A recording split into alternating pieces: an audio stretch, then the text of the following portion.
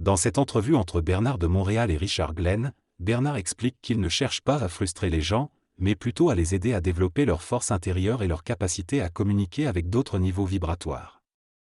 Il souligne que l'information peut être donnée, mais la connaissance réside en chacun de nous.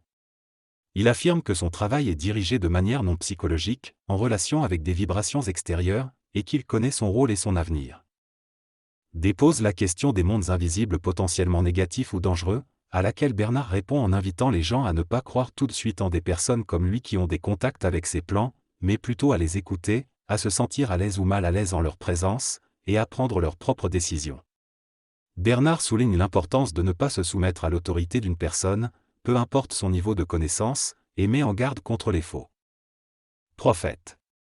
Dans cette discussion radiophonique, Bernard de Montréal aborde plusieurs sujets tels que l'influence des forces de l'astral sur certaines personnalités connues, le besoin d'intégration de la personnalité et de rester ancré dans la réalité, le rôle de l'ego dans les problèmes de l'homme, et la nécessité d'une psychologie universelle pour comprendre la vie.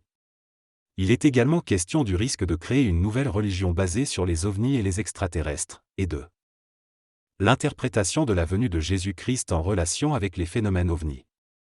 Bernard de Montréal préfère ne pas bouleverser les choses et estime qu'il est prématuré de faire des liens entre le Christ et les extraterrestres pour le moment. Dans cette discussion, il est mentionné que la religion et les connaissances ésotériques ne devraient pas être mélangées. Il est souligné que les aspects cachés du Nazaréen doivent rester cachés et que les expériences personnelles permettront aux individus de comprendre ces aspects. Il est également expliqué que l'univers est divisé en 3 champs de force, l'esprit pur, l'astral et l'éthérique. La couche astrale est actuellement dense et empêche le contact entre les mondes inférieurs et supérieurs. Certaines entités se servent de cette émotionnalité pour projeter des ovnis dans notre espace-temps, mais ces ovnis ne sont pas réels, ce sont des projections mentales. Il est également mentionné qu'il y a un combat pour la planète Terre au niveau de l'esprit humain.